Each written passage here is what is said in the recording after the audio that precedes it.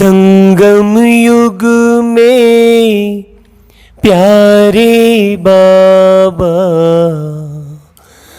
संगम युग में प्यारे बाबा, हमसे मिलने आते हैं।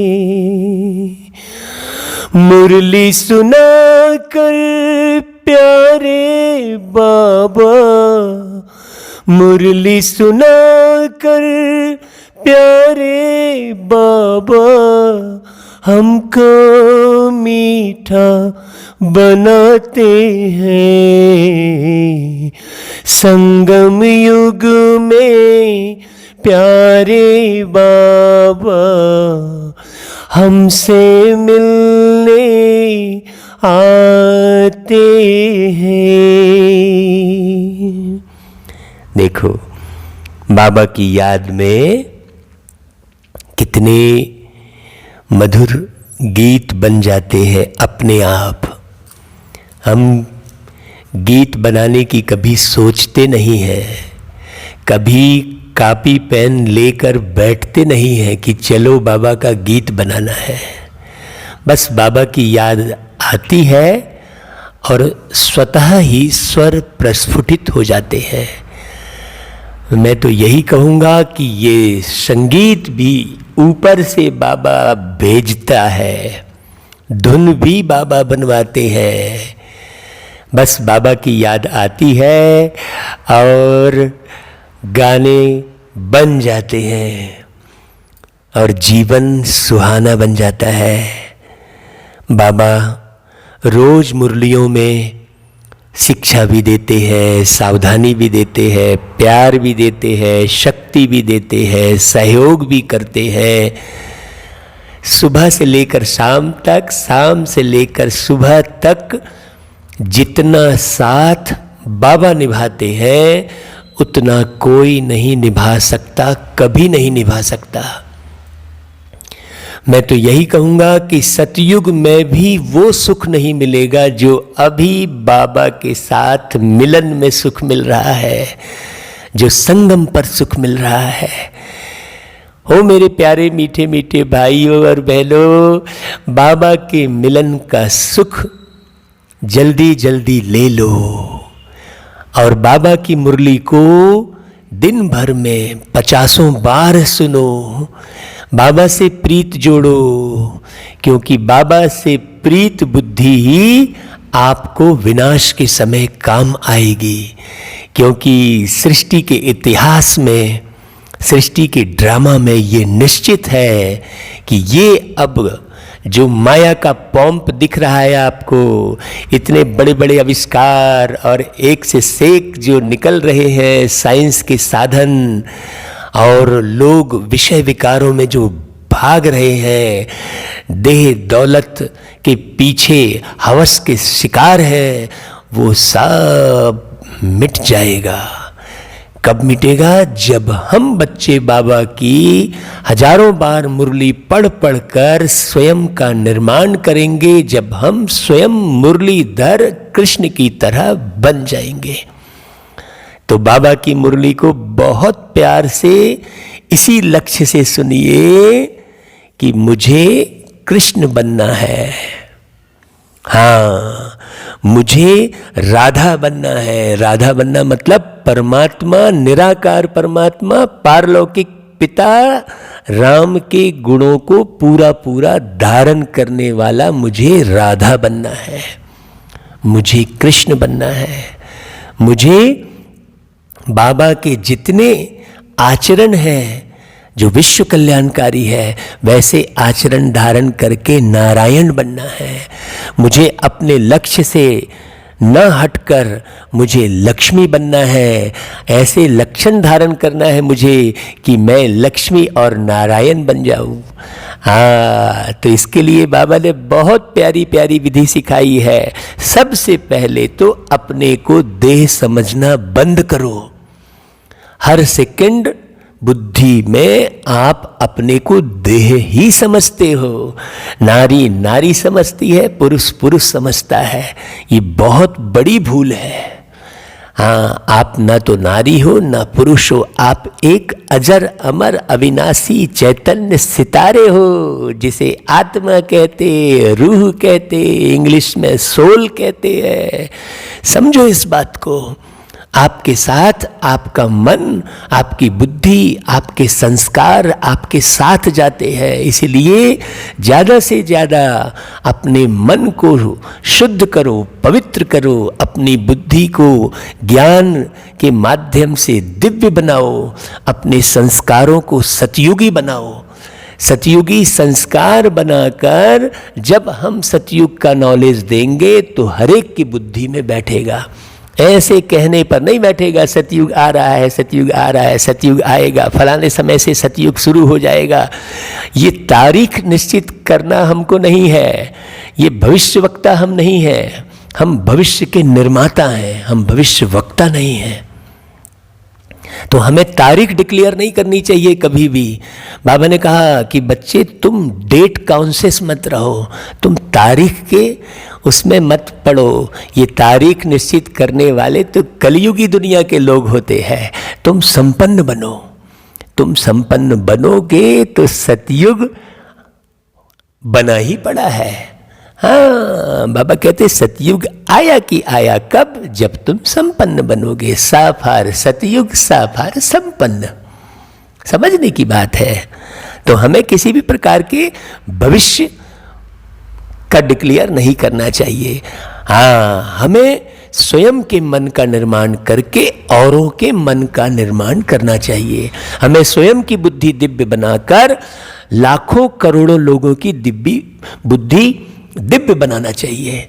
बस इसी पुरुषार्थ में लग जाना चाहिए। हमें स्वयं के संस्कार परिष्कृत करते हुए लाखों करोड़ों लोगों के संस्कार परिष्कृत करने की मेहनत करनी चाहिए। बाबा ने कहा बच्चे तुम एक एक पर मेहनत करो, तुम पहले स्वयं का निर्माण करो और प्रत्येक मनुष्य आत्माओं का निर्माण करो, क्योंकि आत्माएं अजर अमर अविनाशी है। तुम कभी मरते नहीं हो, इस बात को अच्छे से समझो, बहुत गहरे से। बाबा कहता है मीठे बच्चे, यह भूल भुलैया का खेल है। हाँ, तुम घड़ी घड़ी बाप को भूल जाते हो। क्यों क्यों भूल जाते हो? क्योंकि तुम निश्चय नहीं रखते हो कि भाई बाप आया है हमको पढ़ाने, हमको बनना है। बाबा देखो वर्षों से मेहनत कर रहे हैं, लेकिन वो निश्चय नहीं बैठा है। निश्चय बैठा होता तो अभी तक कितने सुंदर संस्कार दिखाई देने लगते। अभी भी लोग आंखें तिरछी करते दिखते हैं। जो बाबा के बच्चे हैं वो भी ओम शांति तक नहीं बोलते हैं, मुस्कुराते नहीं हैं, पता नहीं किन ख्यालों में रहते। अरे भाई, आपने गीत सुना होगा, बाबा ने वो बनवाया था, कल किसने देखा है जो करना है आज कर लो, जो करना है आज कर लो, जो करना है आज कर लो। मुस्कुराना सीख लो, गुनगुनाना सीख लो, मुस्कुराना सीख लो, गुनगुनाना सीख लो। दूसरों के दुख में, दूसरों के दुख में हाथ बटाना सीख लो, मुस्कुराना सीख लो, गुनगुनाना सीख लो। ये गीत आप सुन लेना बाद में। बाबा ने ऐसे ऐसे गीत बनाए तो हमारे चेहरे पर, हमारे होठों पर मुस्कान हो, हमारी आंखें बोलती हुई हो। हाँ, हमारे आंखों से ज्ञान टपकता हो। जब हम किसी पर दृष्टि डालें तो वो हमारे आंखों से समझ जाए। बाबा कहता है अपनी आंखों को इतना पवित्र बनाओ, इन आंखों से दुनिया के समाचार मत देखो। दुनिया के झंझावातों की तरफ मत जाओ। बाबा ने कल की मुरली में कहा था, बच्चे ये छीछी दुनिया है, इससे नफरत आ जानी चाहिए। यहाँ पर किसी भी किस्म के सुख का ख्याल मत करो। सुख और दुख से न्यारे हो जाओ। जब तुम यहाँ पर किसी भी किस्म के सुख का ख्याल नहीं करोगे तो तुम्हें दुख कदापि नहीं होगा। तो सुख का ख्याल करना बंद कर दो। हाँ, क्योंकि सुख का सागर बाबा जो ज्ञान में तुम्हें सुख दे रहा है, उससे बड़ा कोई सुख नहीं है।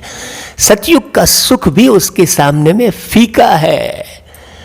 बाबा की याद में जो सुख है, तो बाबा को इतनी गहनता से, इतने अंतर्मन से याद करो कि बाबा की मुरली आप बिना मुरली उठाए सुना सको। ऐसे नहीं कि रोज नियम प्रमाण हमने मीठे बच्चे सुलाया, फिर प्रश्न सुलाया, फिर उत्तर सुलाया, फिर मुरली सुना दी जल्दी जल्दी, फिर सार सुना दिया, फिर वरदान सुना दिया, फिर स्लोगन सुना दिया, अच्छा भाई ओम शांति। ऐसा नहीं है। मुरली के इतने गहरे में जाओ, मुरली को ऐसे डीपली पढ़ो, बाबा की याद में पढ़ो, तब तुम गढ़ सकोगे कुछ। नहीं तो ये सिस्टम, ये परिपाटी की तरह चलता रहेगा। हमें रोज मुरली सुनना है भाई, बस एक नियम बना लिया। बाबा उन बच्चों को नेमिनाथ कहते हैं। बाबा कहते हैं ऐसे बच्चों की भी पूजा होती है नेमिनाथ के रूप में। देखो, तो जब हम गहरा पुरुषार्थ करेंगे, हमेशा लक्ष्य रखना है हर एक बच्चों को कि मुझे कृष्ण बनना है, मुझे नारायण बनना है। तो बाबा कहता है निश्चय बुद्धि बनो, तो इस खेल में तुम फंसेंगे नहीं। हाँ, किस खेल में? ये कलयुग के खेल में। यहाँ बड़ा खेल चल रहा है। कैसा खेल चल रहा है? कुर्सी का खेल चल रहा है। देखो, है ना, बाजारवाद है पूरा का पूरा। मनुष्यवाद तो, मानवतावाद तो पूरी तरह से समाप्त हो चुका है। सब जगह बाजारवाद है। तो जब तुम निश्चय बुद्धि बनोगे कि बाप आया है हमको पढ़ाने, हर सेकंड, मिलियन सेकंड आपका निश्चय समाप्त नहीं होना चाहिए। बाबा रोज प्रश्न करते हैं, रोज नए नए प्रश्न करते हैं। तो क्यों प्रश्न करते हैं बाबा? प्रश्न इसलिए रोज करते हैं ताकि बच्चे बहुत बारीकी से जांचें कि देखो कि कयामत के समय को देखते हुए तुम बच्चों का कर्तव्य क्या है। देखो नहीं, क्या है तुम बच्चों का कर्तव्य? कयामत का समय चल रहा है, तो अभी क्या कर्तव्य है तुम्हारा? तुम्हें मालूम है कि ये दुनिया मिटने वाली है, फिर तुम वस्तुओं और व्यक्तियों में उलझे हो। है जब बाबा कह रहा है, मतलब तुमको निश्चय नहीं है कि दुनिया मिटने वाली है। तुमको ये लगता है कि पता नहीं कितने वर्षों से तुम बोल रहे। अरे भाई, बाबा का एक सेकंड एक वर्ष के बराबर है। तो समझना चाहिए, बारीकी से समझना चाहिए। बाबा कहता है तुम्हारा कर्तव्य है अपनी पढ़ाई में अच्छी रीति लग जाना। अपनी पढ़ाई मतलब स्वयं को पढ़ना। अपनी पढ़ाई मतलब स्वयं को पढ़ना, और बातों में नहीं जाना है। बाबा कहता है हाँ, बाप तुम्हें नैनों पर बिठाकर गले का हार बनाकर साथ ले जाएंगे। देखो कितना प्यार कर रहा है बाबा, नैनों में बिठाकर ले जाएगी। क्यों? बड़ी गहरी बात है। हाँ, बाबा के तो नैन ही नहीं है, फिर नैनों में कहाँ? ये मोहब्बत की बात है। मतलब तुम्हारे ऊपर ही बाबा की दृष्टि रहेगी, तुम्हारे बारे में ही बाबा सोचेगा, तुम्हारे बारे में ही बाबा निर्णय लेगा। जब तुम ऐसा पुरुषार्थ करोगे तो तुम बाबा के दिल पर चढ़ने का पुरुषार्थ करो। गले का हार बनाकर साथ ले जाएंगे, मतलब तुम्हें ऊंचा पद देंगे। हाँ, बड़ी गहरी बात है। बाकी तो सबको अपना अपना हिसाब किताब चुकतू करके जाना ही है। तुम क्यों हिसाब किताब में पड़े हो? कहने का मतलब बाबा का ये है, तुम काहे हिसाब किताब बना रहे हो? क्यों तुम किसी मेरा बच्चा, मेरा पति, मेरी माँ, मेरी पत्नी, ये सब में क्यों उलझे हुए हो? काहे हिसाब किताब बना रहे हो? क्यों मनुष्यों को याद कर रहे हो? क्यों यहाँ पर प्यार ढूंढ रहे हो? क्यों यहाँ पर व्यवहार ढूंढ रहे हो, जबकि मालूम है बाबा ने बार बार कह दिया बच्चे ये छी दुनिया है। तो यहाँ से सबसे बुद्धि हटाकर देखो परमात्मा में लगाकर, वो गीत आपने सुना होगा, सब तरफ से बुद्धि हटाकर देखो परमात्मा में लगाकर। तो बाप आए हैं सबको अपने साथ घर ले जाने। तुमको हिसाब किताब चुकतू करके थोड़े जाना है, तुमको बाबा से वर्षा भर के जाना है। तो बाबा जो अभी बरसात कर रहे हैं ज्ञान की, बाबा जो बरसात कर रहे हैं उसे खूब लूटो। हाँ, लूट सके तो लूट, कहते हैं है? अंतकाल पछताएगा जब प्राण जाएंगे छूट, कहते हैं। उन्होंने क्या कर दिया है, राम नाम की लूट है कह दिया है, जबकि राम के ज्ञान की लूट है। बाबा ज्ञान की बरसात कर रहा है, नाम की लूट से क्या हो जाएगा? नाम की लूट से क्या हो जाएगा? ये नाम की लूट ही तो दुनिया में भरी पड़ी है, सब नाम को ही लूट रहे हैं। राम नाम की लूट है, ये सुना दिया गया दुनिया में कि राम नाम की लूट है, लूट सके तो लूट। तो क्या हो गया, सब लोग नाम के ही चक्कर में पड़ गए, जबकि निराकार पारलौकिक पिता जिसे राम कह लो चाहे जो कह लो भाई, बाकी वास्तव में वो तो है शिव। लेकिन अब लोग समझते नहीं है तो भाई राम भी कह देना पड़ता है, क्योंकि लोग राम शब्द में उलझे हुए हैं, जबकि वो शिव है, उनका स्व उद्बोधित नाम शिव है। फिर गीत देखो बजा है, दूर देश का रहने वाला आया देश पराए। अब देखो, जब परमात्मा खुद कह रहे हैं कि मैं पराए देश में आया हूं, तो तुम क्यों इसे अपना समझ रहे हो? तुम क्यों इसे अपना समझ रहे हो? यहां तुम्हारा कुछ भी नहीं है, केवल एक बाबा के सिवाय एक वस्तु में भी बुद्धि न लटके, ऐसा पुरुषार्थ डीपली करना है। सुनना बस नहीं है भाई, ये नहीं कहना है आप बहुत अच्छा सुनाए, अच्छे से अर्थ सहित समझाए, आपकी सुनाने का ढंग अच्छा है, ये सब चक्कर में मत पड़ो।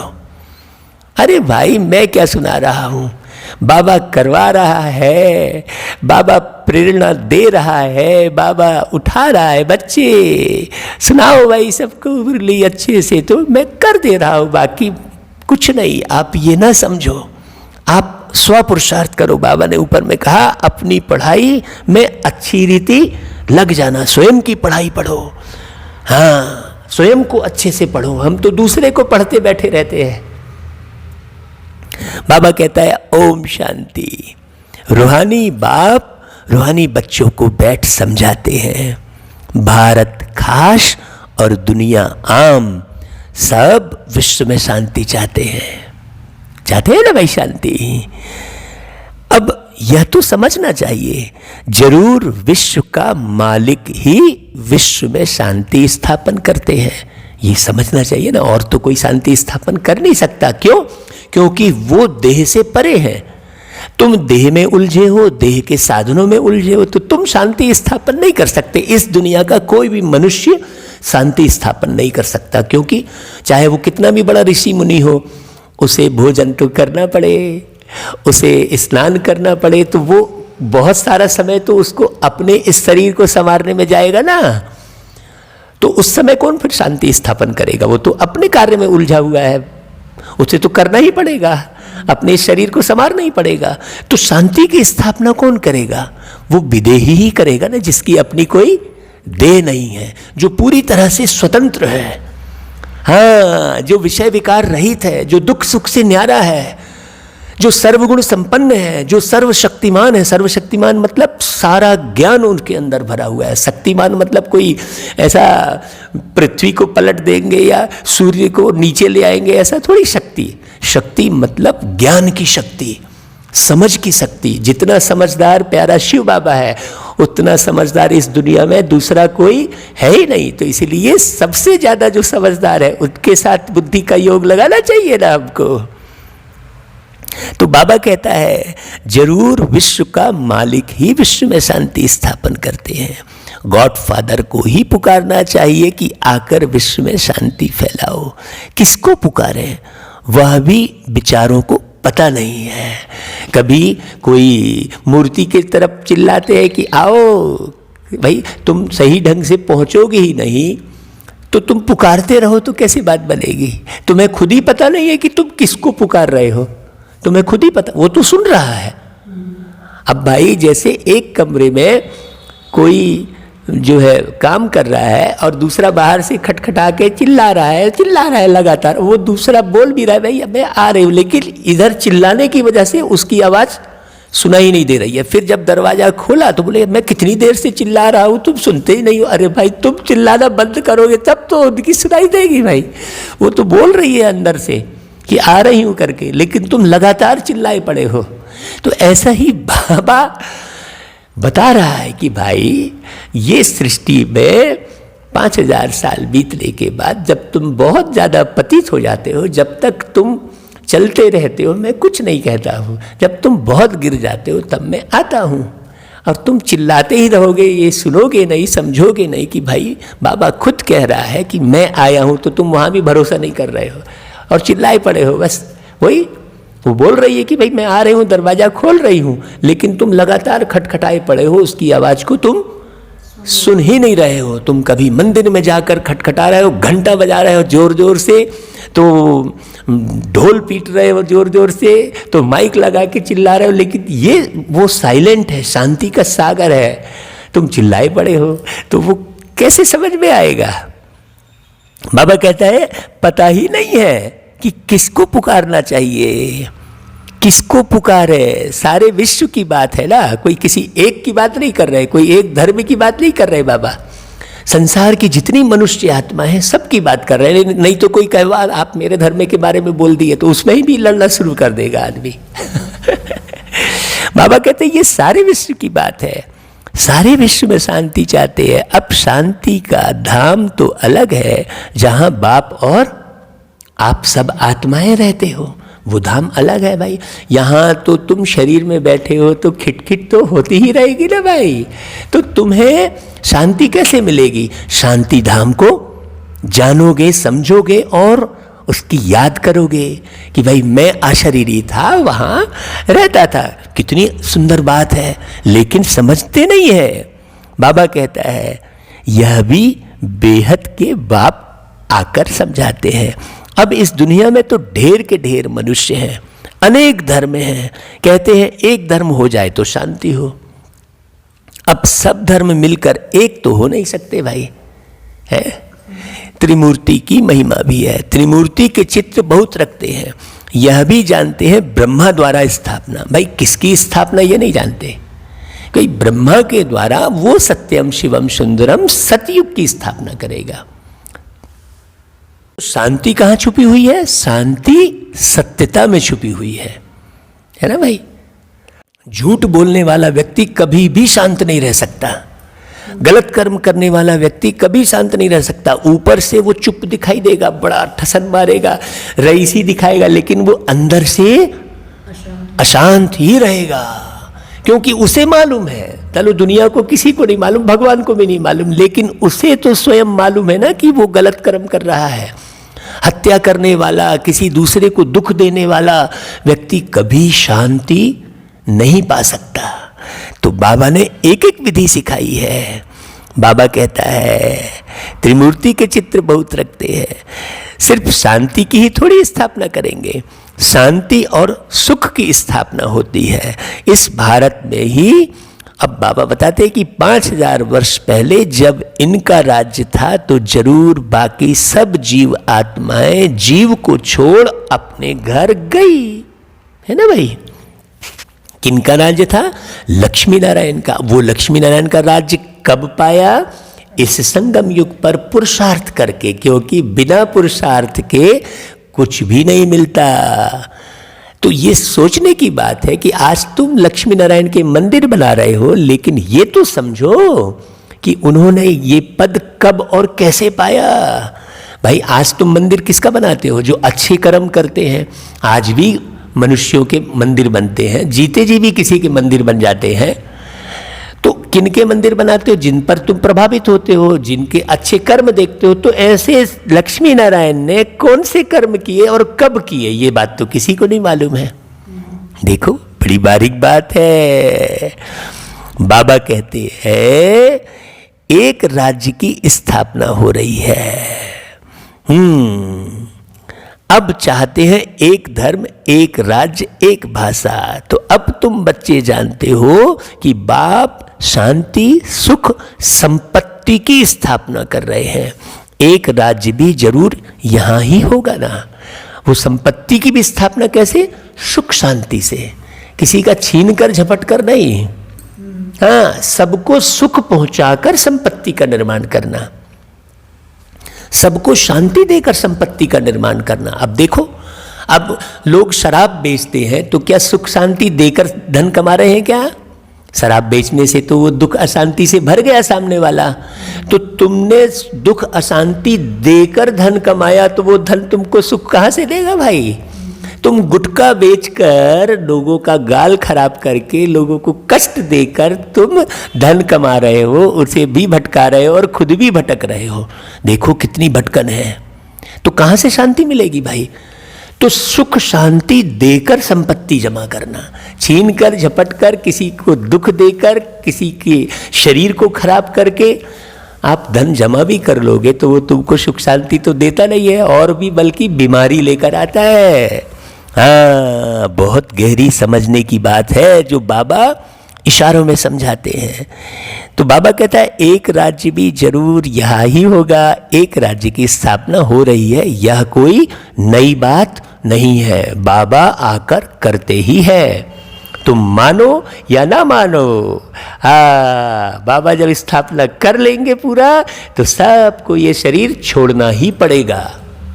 एन केन प्रकारेण, चाहे वो बीमारी से छोड़े, चाहे वो दुर्घटना से छोड़े, चाहे वो प्राकृतिक प्रकोप से छोड़े, लेकिन शरीर तो तुमको छोड़ना ही पड़ेगा। इसलिए बाबा कह रहा है भाई शरीर छोड़ना पड़ेगा तुमको, तो शरीर छोड़ने के पहले ज्ञान का खजाना, शांति का खजाना, खुशियों का खजाना सब जमा कर लो। बाबा खजाना लुटाने आया। इसलिए हमने गीत गाया था कि कर लू कमाई 21 जन्म की, आया है बाबा लुटाने, 5 खोट सिक्के देकर खरीदो, 5 खोट सिक्के देकर खरीदो, बाबा के पास है खजाने, कर लो कमाई 21 जन्म की, आया है बाबा लुटाने। अब आप ये गीत सुनना, ये गीत भी हमने अपने चैनल पे डाला है भाई। हाँ, हमारा कोई उद्देश्य नहीं है कि हमारा चैनल खूब आगे बढ़ जाए, कि हमको बहुत धन कमाई मिल जाए। हम तो जो कमाई जमा कर रहे हैं उसे कोई लूट नहीं सकता। हाँ, जन्मों जन्मों की कमाई मुझ आत्मा ने जमा कर ली है। आप मानो या ना मानो, मानोगे तो कोई हमको तो लाभ नहीं मिल जाएगा, नहीं मानोगे तो कोई हमारा घाटा नहीं हो जाएगा भाई। हाँ, है ना भाई, अपना अनुभव हमने सुना दिया।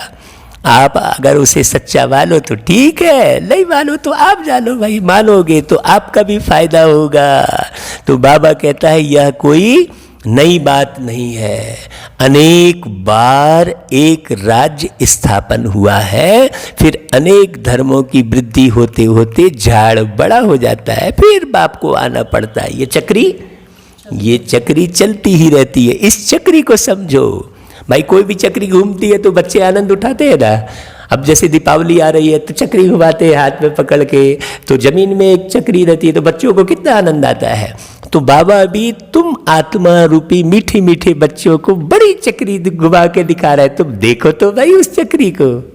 हाँ, बाबा कहता है आत्मा ही सुनती है, पढ़ती है, आत्मा में ही संस्कार है। हाँ, हम आत्मा भिन्न भिन्न शरीर धारण करते हैं। अब भिन्न भिन्न शरीर धारण करती है का मतलब ये नहीं है कि हम कोई जानवर और कीट पतंगों का शरीर धारण करते हैं। हम अपने कर्म और संस्कार के अनुसार कभी काले कभी गोरे बनते हैं, कभी नारी कभी पुरुष बनते हैं। हाँ, हमारी इच्छा और संस्कारों के अनुसार, अपने कर्म के अनुसार, जैसी बुद्धि वैसा निर्माण। तो शरीर का निर्माण भी अपनी बुद्धि और संस्कार के आधार पर ही होता है। बच्चों को इस निश्चय बुद्धि होने में भी बड़ी मेहनत लगती है, जल्दी समझते नहीं है। क्यों नहीं समझते भाई जल्दी? क्योंकि बुद्धि इधर उधर फंसा के रखी हुई है, मेरे तेरे में, हाँ उलझे हुए हैं। भाई छोड़ने थोड़ी कह रहे हैं, आप समझ के अच्छे से चलो। आपको कोई माँ बाप को छोड़ने या पति को छोड़ने या पत्नी को छोड़ने थोड़ी बोल रहे हैं बाबा कि भाई बहनों को छोड़ दो। अरे भाई बाबा तो कहते हैं कि तुम ज्ञान को धारण करके और अच्छे से उनको बल्कि पालो, है नहीं? कई समझते हैं कि छोड़ दे घर बार। अरे घर बार छोड़ने की बात थोड़ी कर रहे हैं बाबा।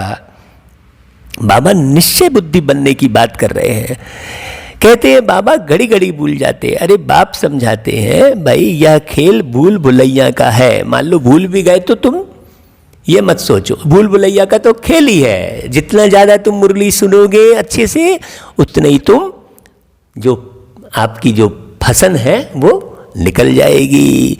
इसमें तुम जैसे फंस गए हो, पता नहीं है हम अपने घर अथवा राजधानी में कैसे जाएंगे। अब बाप ने समझाया है, आगे कुछ नहीं जानते थे। हाँ भाई हम तो कुछ नहीं जानते थे भाई, अभी हम जो भी बता रहे हैं ये सब मेरे बाबा की मेहरबानी है। आप मुझे कुछ मत समझना भाई या बिल्कुल बाबा बाबा बाबा को याद करना। बाबा कहते हैं आत्मा कितनी पत्थर बुद्धि बन जाती है। पत्थर बुद्धि और पारस बुद्धि का भारत में ही गायन है, इसलिए शिव बाबा को ही पारसनाथ कहते हैं। अब सोचने की बात है, और किसी नाम के आगे पारसनाथ शब्द नहीं लगा है। तो यहाँ समझो ना अच्छे से कि पारसनाथ शिव को ही कहते हैं, तो परमात्मा कौन है? गीता का ज्ञानदाता कौन है? समझने की बात है। पत्थर बुद्धि को पारस बुद्धि बनाते हैं। अब वो तो पारस पत्थर बोल देते हैं। अरे भाई ऐसा कोई पारस पत्थर आज तक दिखाई नहीं दिया जो लोहे को सोना बना दे। ऐसा तो कोई पत्थर नहीं दिखाई दिया। ऐसा पत्थर होता तो सारी दुनिया उसी के पीछे भागती। हाँ जितने लोहे के व्यापारी है वो सब बिल्कुल स्वर्ण युग तुरंत आ जाता उस पारस पत्थर से। लोहे के व्यापारी तो बिल्कुल अभी तक पूरे सोने के व्यापारी बन जाते। तो समझने की बात है।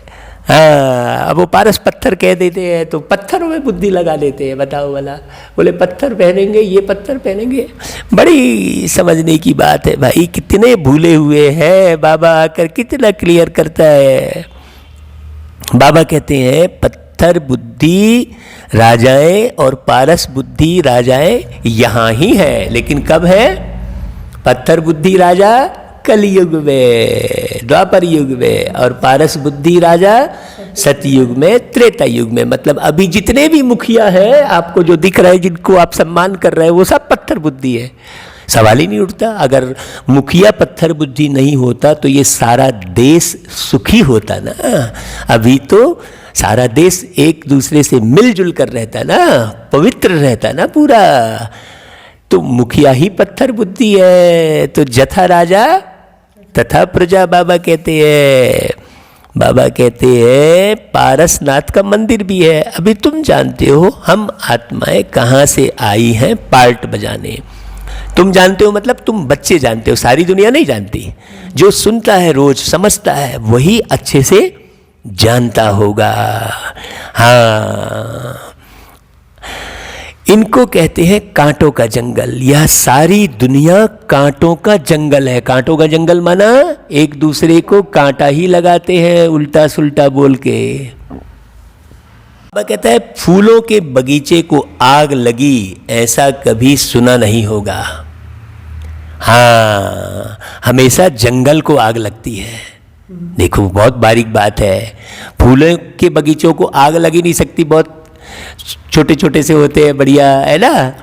हाँ देखो कितना अच्छा उदाहरण दिया बाबा ने। यह भी जंगल है। सारी दुनिया अब पूरे जंगल की तरह हो गई है। इनको आग लगनी है जरूर। भंभोर को आग लगनी है। इस सारी दुनिया को ही भंभोर कहा जाता है, कलयुगी दुनिया को।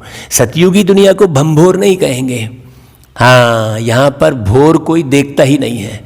सब देर रात में सोते हैं, देर से उठते हैं। अमृत बेले का तो बाबा ने ही आके सिखाया। सारे के सारे। और जो उठ भी गए तो उनको भी कुछ मालूम नहीं है कि किस भगवान को याद करना है तो क्या करना है। वो मंत्र तंत्र जंत्र में लगे हुए हैं। ज्ञान का तो पता ही नहीं है। बहुत बारीक बात है। अभी तुम बच्चों ने बाप को जान लिया है, सम्मुख बैठे हो। जो गाते थे तुम्ही से बैठूं तुम्ही से खाऊं, वह सब कुछ अभी हो रहा है प्रैक्टिकल में। अब कोई माने या ना माने, मत मानो तो मत मानो भाई। भगवानुवाच तो जरूर पढ़ेंगे ना। भगवानुवाच बच्चों प्रति ही होगा ना। हाँ, भगवानुवाच बच्चों प्रति होगा, जो बच्चा बनेगा। तुम जानते हो भगवान पढ़ाते हैं। भगवान कौन है? निराकार शिव को ही कहेंगे, है ना भाई। भाई बच्चा ही वर्षा पाता है बाप का, वो बाप और हम बच्चे। लोग तो वो हम भक्त और वो भगवान कह दिए। तो भाई एक बाप का बच्चा भक्त बनेगा तो वर्षा पाएगा कि बच्चा बनेगा तो वर्षा पाएगा? बच्चा बनेगा ना तो वर्षा पाएगा। ऐसा थोड़ी कि एक बच्चा बाप के बैठ की आरती उतारते रहे तो बाप खुश हो जाएगा, कि बाप की महिमा गाते रहे तो बाप खुश हो जाएगा। एक तरफ बाप की महिमा गाते रहे, पापा आप बहुत अच्छे हो पापा, और पीछे जाकर सब गड़बड़ सड़बड़ करता रहेगा तो क्या पाप को मालूम नहीं पड़ेगा? कोई ना कोई तो बता देगा ना उसको, यार यार तुम्हारा बेटा तुम्हारे सामने बड़ा मीठा मीठा बोलता है, तुम्हारी बहुत वो करता है, तो तुमको मालूम नहीं है तुम्हारा बेटा बहुत गड़बड़ कर रहा है। कोई ना कोई तो बता देगा ना। तो जब ये बाप को मालूम पड़ेगा किसी न किसी माध्यम से, तो क्या उस बाप को मालूम नहीं पड़ेगा जो सबका मालिक है? सोचने की बात है। तो भक्त नहीं, अब बच्चे बनना है भाई। जैसा बाबा वैसा बच्चा बनना है। बाबा कहते हैं तुम जानते हो भगवान पढ़ाते हैं। भगवान शिव की पूजा भी यहाँ होती है। सतयुग में पूजा आदि नहीं होती, याद भी नहीं करते। भूल जाते हैं सब। ये जैसे ही संगम बीता और सब भूल गए बाबा को। भक्तों को सतयुग की राजधानी का फल मिलता है। तुम समझते हो हमने सबसे जास्ती भक्ति की है, मतलब भगवान से प्रेम किया है। हाँ, भक्ति मतलब केवल प्रेम। भक्ति में फिर डिमांड नहीं है कि मुझे दर्शन दे दो, कि मुझे मिल जाओ। भक्ति माना प्रेम, उसको समझा नहीं है लोगों ने। भक्ति माने कोई पूजा नहीं, भक्ति माना कोई आरती नहीं। भक्ति माना ईश्वर को जानकर समझकर प्रेम करने वाला। हाँ, मीरा की भक्ति बोलते ना, तो हाँ, प्रेम में डूबी थी। हाँ, इसलिए मीरा की भक्ति प्रसिद्ध है भाई। तो बाबा कहता है कि भक्तों को फल मिलता है। तुम समझते हो हमने जास्ती भक्ति की, इसलिए हम ही पहले पहले बाप के पास आए हैं, फिर हम ही राजधानी में आएंगे। तो बच्चों को पूरा पुरुषार्थ करना चाहिए। हाँ, बाबा कह दिया, इसका मतलब ऐसा थोड़ी है कि हम ही आएंगे। बाबा ने कहा भाई तुम अच्छे से समझो इस बात को। नई दुनिया में ऊंच पद पाने का पुरुषार्थ करना चाहिए। कौन सा पुरुषार्थ करना चाहिए? ऊंच पद। बाबा राजयोग सिखा रहा है, प्रजा योग नहीं सिखा रहा है। बहुत बारीक समझने की जरूरत है। बाबा कहता है बच्चों की दिल होती है अब हम जल्दी नए घर में जाएं। शुरू में ही नया घर होगा, फिर पुराना होता जाएगा। सतयुग भी धीरे धीरे पुराना होगा ना भाई। घर में बच्चों की वृद्धि होती जाएगी। पुत्र पोत्रे पर पोत्रे वह तो पुराने घर में आएंगे ना। कितनी प्यारी बात है। देखो, कहेंगे हमारे दादा परदादा का यह मकान है, तो पीछे आने वाले भी बहुत होते हैं ना। हमको ये गौर नहीं करना चाहिए, अरे ऐसा कर दिए। कहीं भी अटकने वाली बात नहीं छोड़ते हैं बाबा कि तुम्हारी बुद्धि कहीं अटक जाए। कैसा बढ़िया पढ़ाते हैं बाबा। देखो, जितना जोर से पुरुषार्थ करेंगे तो पहले पहले नए घर में आएंगे। हाँ, पुरुषार्थ की युक्ति बाप बहुत सहज समझाते हैं, लेकिन लोग समझ नहीं पाते हैं। भक्ति में भी पुरुषार्थ तो करते ही है ना। बहुत भक्ति करने वालों का नाम वाला होता है। कई भक्तों की स्टैंप भी निकालते हैं। ज्ञान की माला का तो कोई को पता ही नहीं है भाई। देखो, पहले है ज्ञान और पीछे है भक्ति। अब उन्होंने पहले भक्ति फिर ज्ञान कह दिया है। देखो, यह तुम बच्चों की बुद्धि में है। भक्त, अब यहाँ पर भक्ति का मतलब प्रेम कहलाया, तो पहले ज्ञान प्राप्त होगा। जैसे मुझे बाबा से बहुत प्रेम, तो मैं बाबा के प्यार के गीत गाता हूँ। मीठा मीठा कहकर बाबा हमको भी मीठा बना ही दिया, भर के मोहब्बत की बाहों में मेहनत से हमको छुड़ा ही लिया। बाबा ओ बाबा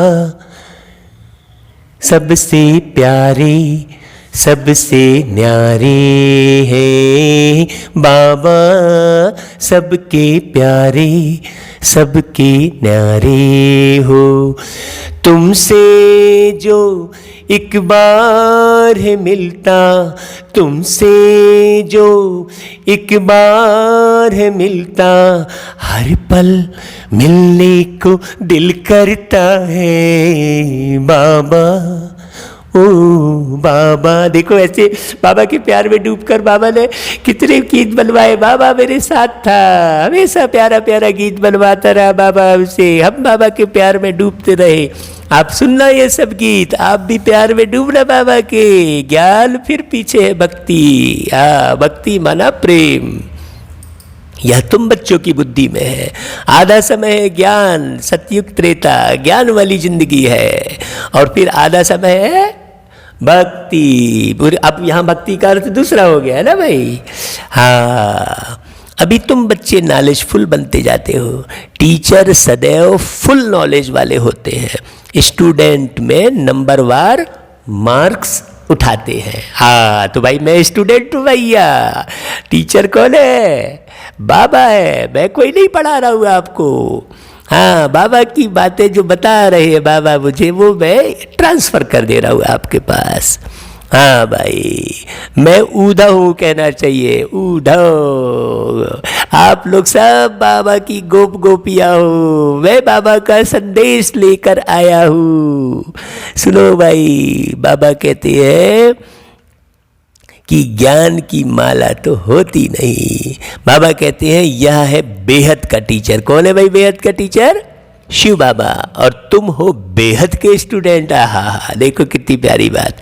स्टूडेंट तो नंबर वार ही पास होंगे, जैसे कल्प पहले हुए हैं। देखो बाबा कितना न्यारा है, देखो बाबा की बात से मालूम पड़ता है। ऐसे ही न्यारे हो जाओ। बाप समझाते हैं तुमने ही 84 जन्म लिए हैं, 84 जन्मों में 84 टीचर होते हैं। देखो क्या बढ़िया बात बोल रहे बाबा। पुनर्जन्म तो जरूर लेना ही है। हाँ भाई, आप तो फंसे ही रहते हो, तो लेते ही हो पुनर्जन्म। बाबा तो आता है, प्यार भी करता है, ज्ञान भी देता है, शक्ति भी देता है, सावधानी भी देता है, लेकिन फंसता नहीं है। तो बाबा पुनर्जन्म नहीं लेता।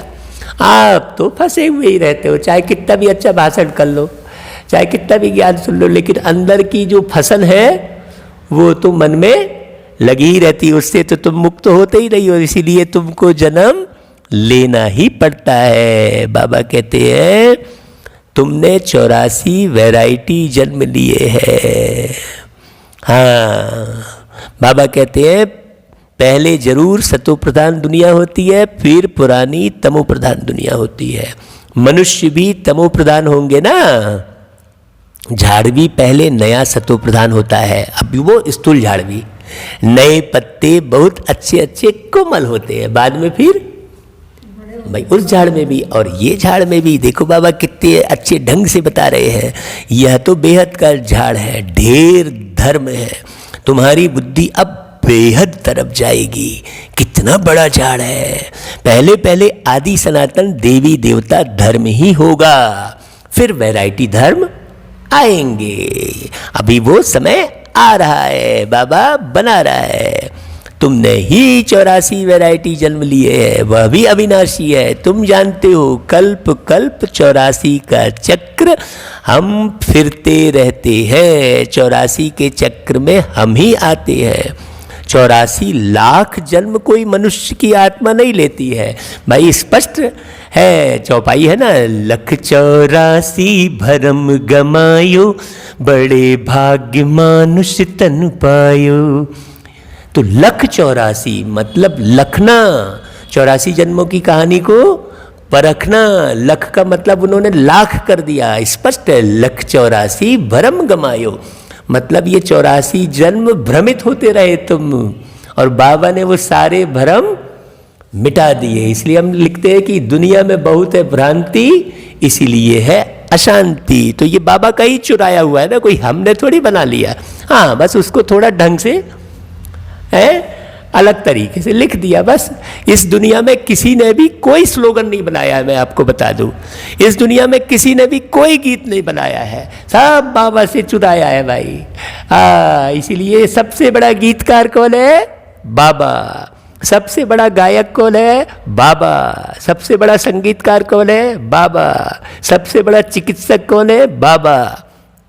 क्योंकि बाबा की मुरली यदि अच्छे से आप सुनोगे, समझोगे, तो आपको मालूम पड़ेगा कि सुप्रीम चिकित्सक वही है। इसलिए डॉक्टर लोग बोलते हैं ना, भाई हमने सब कुछ कर लिया भाई, अब तुम भगवान को याद करो, बोलते हैं ना। मतलब फिर सुप्रीम चिकित्सक तो, सुप्रीम सर्जन तो बाबा ही है ना भाई। स्पष्ट है, स्पष्ट है, समझो अच्छे से। तो अपने को गीतकार, कविकार समझ के बड़े खुश होते रहते हैं लोग। 2 लाइन की कविता क्या लिख लेंगे, बस खूब घमंड करते हैं। जरा सी कविता, 2 पैसे कुछ ज़्यादा नहीं कमा लिए तो देखो घमंड कितना आया। बड़ा गाड़ी का घमंड तो बड़े बड़े बंगलों का घमंड। अरे भाई, कम से कम ये तो सोचो कि वो जो तुम बंगले बनाए हैं वो किसने बनाए? वो बेचारा जो मजदूर है वो सब पूरी बंगले स्थापित कर रहा है, जितने बड़े बड़े फ्लैट दिख रहे हैं, क्या तुमने बनाए क्या? तुमसे ऊंचा तो कौन है? वो मजदूर है जो बेचारा ऊपर चढ़ चढ़ के, और कई बार तो वो नीचे गिर के अपने जान भी त्याग देता है। तो इतने सारे जो महल माणिक दिख रहे हैं वो तो मजदूर नहीं बनाए हैं, और तुम अपने आप को बड़ा 30 मार का समझ के ये मैंने घर बनाया। तूने कहाँ से बनाया? अरे भाई, सोचने की बात है। बनाने वाला तो वो मजदूर है, तो तुमसे बड़ा तुम घमंड किस बात का कर रहे हो? वो मजदूर अगर ना बनाए तुम्हारा, हाँ, 2 वक्त की रोटी खा के चुपचाप सोया पड़ा रहे, तो तुम्हारे एक मकान नहीं बनने वाले हैं। वो मजदूर तुम्हारी कार ना बनाए तो तुम्हारी एक कार नहीं बनने वाली है। हाँ, तो बाबा या गरीब नवाज कहते हैं ना, इसलिए कहते हैं बाबा की बुद्धि उन गरीबों की तरफ जाती है जो देखो कैसे मेहनत, दिन रात मेहनत करके। तुमने तो, बल्कि तुम बड़ों ने एक बहुत बड़ी गलती की है कि शराब निकालकर उन मजदूरों की जिंदगी को तुम खराब कर रहे हो उल्टा। हाँ, अगर तुम शराब की फैक्ट्री ना खोलते तो वो मजदूर बेचारे कहाँ से शराब पीकर अपने शरीर को खराब करते। एक तो तुम्हारा वो मजदूर तुम्हारे रोड बनाता है, रेल की पटरियां बिछाता है, और तुम उसे शराब पिलाकर उसी से कमाकर करोड़पति बनने का जो है, अरबपति बनने का बड़े ढोंग रचते हो। बहुत गहरी समझने की बात है। बातें तो बहुत है लेकिन लोग समझते नहीं है, बस हिरे हुए हैं। बाबा कहता है कि 84 लाख जन्म कोई मनुष्य की आत्मा नहीं लेती, वह तो वैरायटी जानवर आदि ढेर है, उनकी कोई गिनती भी नहीं कर सकते। अब भाई हवा में कितने कीटाणु, अब कितने कीटाणु हैं, कितने बैक्टीरिया हैं, कौन सा गिन रहे हो भाई तुम? हाँ, बस लिख दिया 84 लाख योनि में भटकती है। कितना भटकाया लोगों को, खुद भी भटकते और सबको भटकाते। बाबा नहीं आता तो ये मनुष्य सृष्टि ही खत्म हो जाती, सब आपस में लड़ मार के खत्म हो जाते। बाबा आता है तो बचाता है सबको।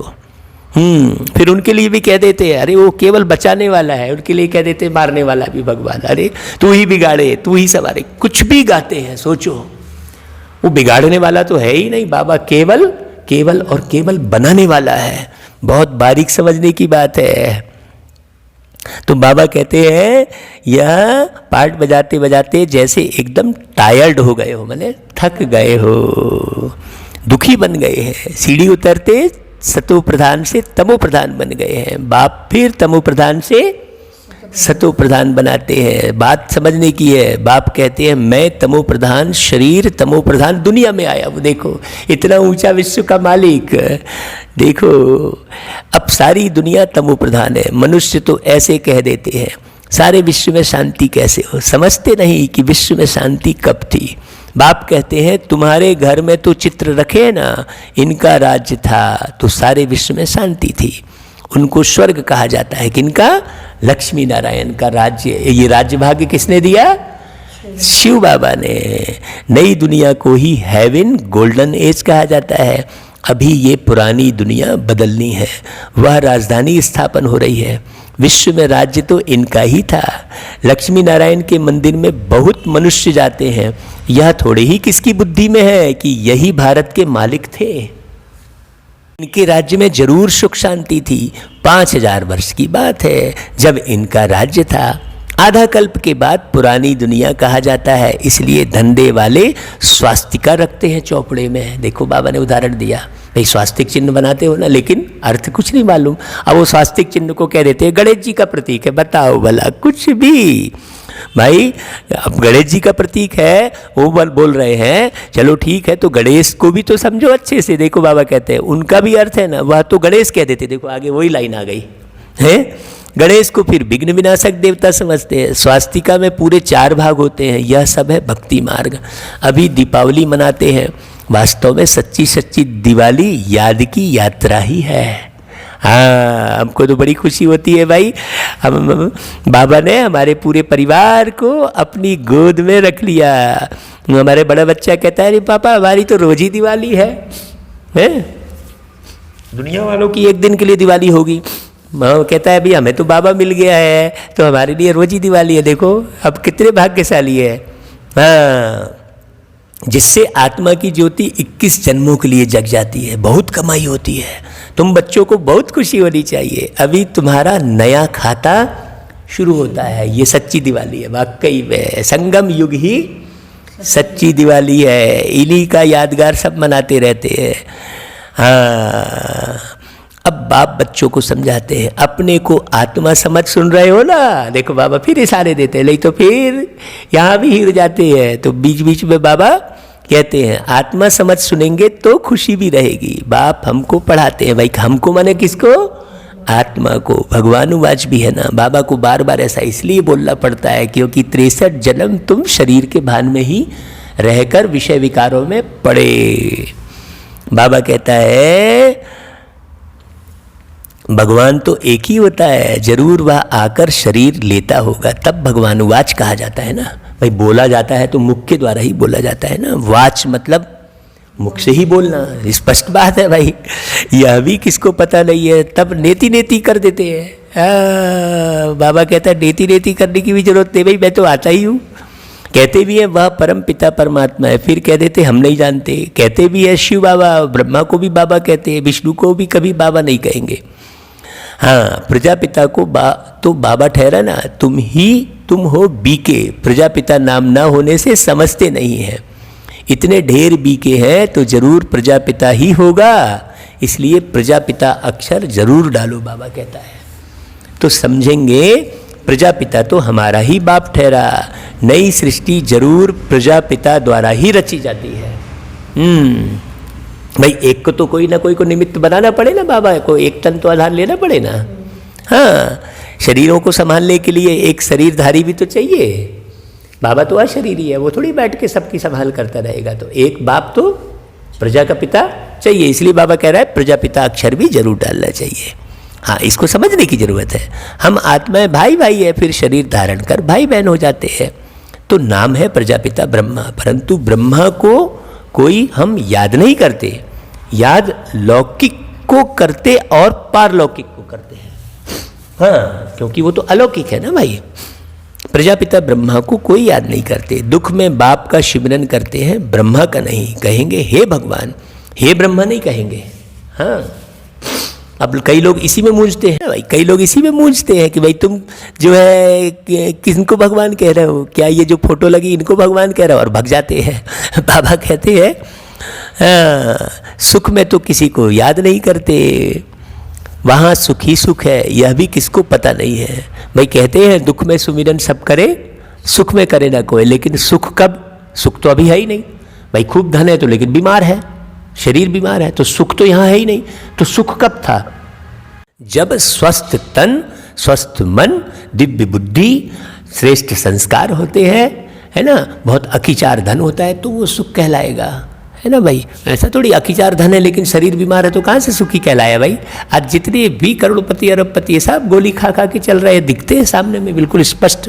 अभी इस दुनिया में ऐसा कोई एक भी नहीं होगा जो तन मन धन जन सबसे सुखी हो, ऐसा एक भी नहीं होगा, क्योंकि ये है ही दुखधाम। बाबा कहता है यहाँ संपूर्ण सुख किसी को मिल ही नहीं सकता। बाबा कहते हैं वहाँ सुखी सुख है यह भी किसको पता नहीं।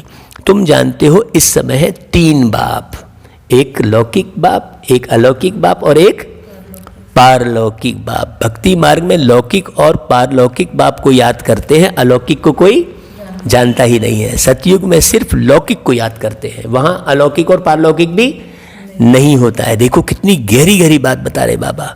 संगम पर तीनों को याद करते हैं। अब ऐसी बातें कौन बोलेगा भाई, किसी शास्त्र में वर्णन नहीं है, कहीं नहीं है कि 3 बाप है। ये सब बात कहाँ आती है, देखो समझने की जरूरत है। लौकिक भी है परंतु जानते हैं वह है हद का बाप, उनसे हद का वर्षा मिलता है। अभी हमको बेहद का बाप मिला है जिससे बेहद का वर्षा मिलता है। यह समझ की बात है, यह समझ की बात है, यह आर्गुमेंट करने की बात नहीं है। जो समझेगा वो बिल्कुल आर्गुमेंट नहीं करेगा। अब बेहद का बाप आए हैं ब्रह्मा के तन में हम बच्चों को बेहद का सुख देने, उनका बनने से हम बेहद का वर्षा पाते हैं। यह जैसे दादे का वर्षा मिलता है। बाबा देखो क्या बातें बोलते हैं भाई। ब्रह्मा द्वारा वह कहते हैं वर्षा तुमको मैं देता हूँ। बुद्धि कहाँ जा रही है भाई, मैं अशरीरी आत्मा हूँ, मुझे वर्षा कौन दे रहा है, अशरीरी परमात्मा। बिंदु बन बिंदु बाप को याद कर रहा, हाँ पढ़ाता मैं हूँ। बाबा कह रहा है ज्ञान मेरे पास है भाई, ये ब्रह्मा के पास थोड़ी है ज्ञान। बाकी ना मनुष्यों में ज्ञान है और ना देवताओं में ज्ञान है। मनुष्यों में भी ज्ञान नहीं है और देवताओं में भी ज्ञान नहीं है। और तुमको जो ज्ञान है वो तो तुम अभी सुन रहे हो, अभी भी तुम पूरे पूरे थोड़ी ज्ञान स्वरूप में रहते हो। हमेशा झट आंखें तिरछी कर लेते हो, जरा भी किसी ने कुछ गलत व्यवहार कर दिया तो उससे किनारा करना शुरू कर देते हो। हाँ उसको प्यार से मिलना जुलना ये सब बंद कर देते हो। तो ज्ञान कहाँ है, ज्ञान है बाबा कहता मेरे में, जो मैं तुम बच्चों को देता हूँ। यह है रूहानी ज्ञान। आत्माओं का ज्ञान तो किसी को है ही नहीं। आत्मा, बाबा ने एक एक शब्द बोला है, आत्मा तीखा राकेट है। आत्मा का ज्ञान तो किसी को है नहीं। और आध्यात्म का मतलब ही होता है आत्मा का अध्ययन। लेकिन अब वो आरती पूजा कर लिए, रामायण गीता पढ़ लिए, शास्त्र पढ़ लिए, उसको अध्यात्म कह लिए। आत्मा का अध्ययन, आत्मा किस तरह से कार्य करती है ये तो बाबा ने ही आके बताया। तुम जानते हो रूहानी बाप द्वारा हमको यह पद मिलता है। ऐसे ऐसे विचार सागर मंथन करना चाहिए। गायन है मन के जीते जीत, मन से हारे हार। वास्तव में कहना चाहिए माया पर जीत, क्योंकि मन को तो जीता नहीं जाता भाई। मन को क्या जीतेंगे भाई। मन तो तुम्हारे पास है, तुम उसको क्या जीतेंगे। मनुष्य कहते हैं मन की शांति कैसे हो, बाप कहते हैं आत्मा कैसे कहेगी कि मन की शांति चाहिए। देखो कितने उलझे हुए लोग। आत्मा तो है ही शांति धाम में रहने वाली। आत्मा जब शरीर में आती है तब कार्य करने लग पड़ती है। बाप कहते हैं तुम अब स्वधर्म में टिको, अपने को आत्मा समझो। आत्मा का स्वधर्म क्या है, शांत। बाकी शांति कहाँ से ढूंढेगी भाई। इस पर रानी का भी दृष्टांत है। हार का, हार गले में पड़ा है और बस भीड़ में खो गई। हाँ पार्टी में तो उसे होश ही नहीं है कि भाई हार तो उसका गले में ही पड़ा है। सन्यासी दृष्टांत देते हैं और फिर खुद जंगल में जाकर शांति ढूंढते हैं। दृष्टांत सन्यासी किसका देते हैं, वो हिरन का देते हैं, मृग का। सन्यासी उसका हाँ कस्तूरी का दृष्टांत देते हैं, फिर ढूंढते खुद ही है। बाप कहते हैं कि तुम आत्मा का धर्म ही शांति है। शांति धाम तुम्हारा घर है जहाँ से पार्ट बजाने तुम आते हो। शरीर से फिर कर्म तो करना ही पड़ता है भाई। तुम मान लो दूसरे की सेवा नहीं करोगे तो अपने शरीर की तो करनी ही पड़ेगी तुमको, चाहे कुछ भी कर लो। हाँ इस शरीर को तो उठाना ही पड़ेगा, चलाना पड़ेगा, सुलाना पड़ेगा, सब करना पड़ेगा। शरीर से अलग होने से सन्नाटा हो जाता है। आत्मा ने आकर दूसरा शरीर लिया, फिर चिंता क्यों करनी चाहिए। वापिस थोड़े ही आएगी, परंतु मोह सताता है। वह तुमको मोह नहीं सताएगा। कहाँ, सतयुग में। वहाँ 5 विकार होते ही नहीं। रावण राज्य ही नहीं, वह है राम राज्य। हमेशा रावण राज्य हो तो फिर मनुष्य थक जाए ना। अब कब तक रावण जलाएगा आदमी। ज्ञान आएगा सबको तो रावण जलाना बंद। रावण अंदर जो बैठा है उसको जला दिया तो ये सब परिपाटी इतना जो लाखों करोड़ों का फटाके जलते हैं और पूरा प्रदूषण फैलता है, वो सब कितना गड़बड़ हो रहा है। देखो, कभी सुख देख न सके। हाँ, अगर मान लो राम राज्य और रावण राज्य के बारे में न समझे तो अभी तुम आस्तिक बने हो। ये बात तो बाबा ने ही आके बताया ना, नहीं तो राम रावण की एक कहानी सुन रहे थे, लंका में रावण अभी भी अस्तित्व। ये बोले रामेश्वरम में ब्रिज दिखाई देता है, हम तो रामेश्वरम गए भाई, कहीं ब्रिज दिखाई नहीं दिया कहीं ब्रिज दिखाई नहीं दिया भैया, हम तो जाकर देखे, लेकिन बस लोग हिरे हुए हैं। बाबा कहते हैं तुम आस्तिक बने हो और त्रिकालदर्शी भी बने हो। मनुष्य बाप को नहीं जानते, इसलिए नास्तिक कहा जाता है। अभी तुम बच्चे जानते हो, यह शास्त्र आदि जो पास्ट हो चुके हैं, यह सब है भक्ति मार्ग। अभी तुम हो ज्ञान मार्ग में। बाप तुम बच्चों को कितना प्यार से नयनों पर बिठा कर ले जाते हैं, गले का हार बनाए सबको ले जाता हूँ। पुकारते भी सब है, जो काम चिता पर बैठ काले हो गए हैं, उनको ज्ञान चिता पर बिठाए हिसाब किताब चुकतू कराए वापस ले जाते हैं। देखो, हाँ, तुमने कुछ गड़बड़ किया है तो तुमको पहले हिसाब किताब चुकतू करना पड़ेगा। यहाँ तो बाप जो है, यहाँ माँ बाप क्या करते हैं, बच्चे ने गलती की तो अपने बच्चे को पुटार लेते हैं, चल वक्त तो दूसरे पड़ोसी को हटा देते हैं और उसको सब गड़बड़ कर देते हैं। उसकी गलती को नहीं देखते हैं, क्यों, मेरा बेटा है, मुंह में चिपके हैं, अपने बच्चे की गलती नहीं देखेंगे। टीचर अगर मारेगा तो टीचर से ही लड़ने लग जाएंगे। आजकल स्कूल में तो भाई टीचर को आँख दिखाना भी अब गड़बड़ हो गया है। पहले के टीचर हमको जब हम गलती करते थे तो ऐसा हाथ को मोड़ के और उसमें लठियाँ मारते थे हमको। हाँ, तो हम मम्मी पापा को जाके बताते थे तो मम्मी पापा हमको बोलते थे ठीक किया है। वो कभी टीचर से लड़ने नहीं जाते थे। अभी इसी समय हमारे ही ज़िंदगी में जब हम स्कूल में पढ़ते थे, आज तो भैया इतने मोह में फंसे हुए हैं, अभी तो बहुत तमो प्रधान हो गई दुनिया। हाँ, बाबा कहते हैं कि हिसाब किताब चुकतू कराए वापस ले जाते। अब तुम्हारा काम है पढ़ने से, और बातों में क्यों जाना चाहिए, कैसे मरेंगे, क्या होगा, कहाँ जन्म लेंगे, ये सब बातों में क्यों जाना भाई। देखो, कल भी हमने बताया था, देखो आज मुरली में भी बाबा ने कह दिया, इन बातों में हम क्यों जाएं, यह तो कयामत का समय है, सब हिसाब किताब चुकतू कर वापस चले ही जाएंगे बस। हाँ, कहाँ जन्म लेंगे, ये सब क्या मतलब है। यह बेहद के ड्रामा का राज तुम बच्चों की बुद्धि में है और कोई नहीं जानते। बच्चे जानते हैं, हम बाबा के पास कल्प कल्प आते हैं बेहद का वर्षा लेने। हम जीव की आत्माएं हैं, हम कोई बाबा के दर्शन करने थोड़ी आते हैं। बाबा से क्या करते हैं, हम वर्षा लेते हैं। दर्शन बस कर लेने से क्या हो जाएगा, मिलने बस से क्या हो जाएगा भाई है। हाँ, बाबा कहते हैं, बाबा ने भी देह में आकर प्रवेश किया है। बाप कहते हैं मैं साधारण तन में आता हूँ, इनको भी बैठ समझाता हूँ कि तुम अपने जन्मों को नहीं जानते हो। वहाँ जिनके तन में आए वो भी नहीं जान रहे हैं, और कोई ऐसे कह न सके कि बच्चों देही अभिमानी बनो। कोई ऐसा कहेगा क्या, भरी सभा में कोई कहेगा कि बच्चों, भरी सभा में क्या कहेगा, भाइयों और बहनों माताओं, यही कहेगा।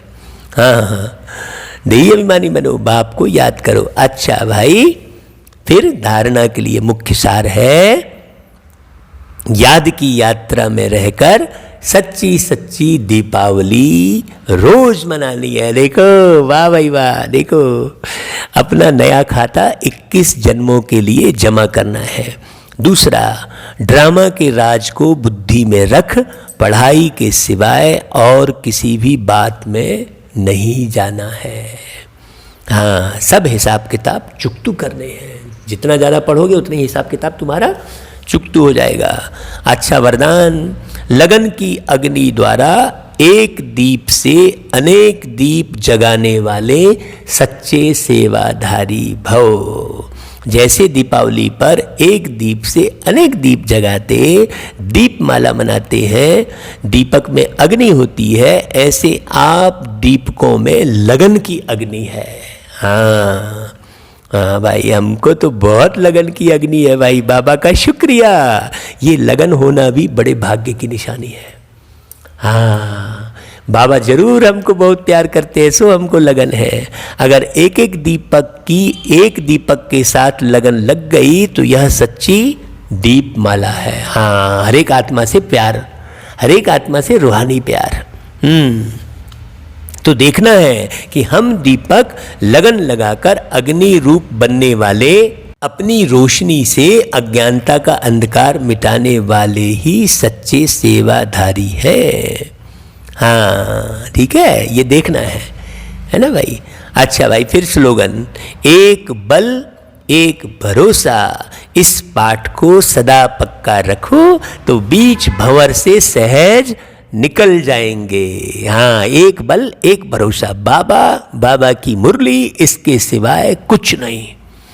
बाबा और बाबा की मुरली, बस दिन रात मुरली मुरली मुरली। एक मुरली को दिन भर में 10 बार तो कम से कम सुनना चाहिए, तब फिर मजा आएगा। अच्छा भाई, ओम शांति। बाबा का याद प्यार हम आज सबसे आखिरी में बोलते हैं। मीठे मीठे सिकी लदे बच्चों प्रति माता पिता बाप दादा का याद प्यार और गुड मॉर्निंग। रूहानी बाप की रूहानी बच्चों को नमस्ते, और हम रूहानी बच्चों की रूहानी माता पिता बाप दादा को याद प्यार गुड मॉर्निंग और नमस्ते। सदा रहो हंसते खिलखिलाते गुनगुनाते और जल्दी बनो फरिश्ते। ओम शांति।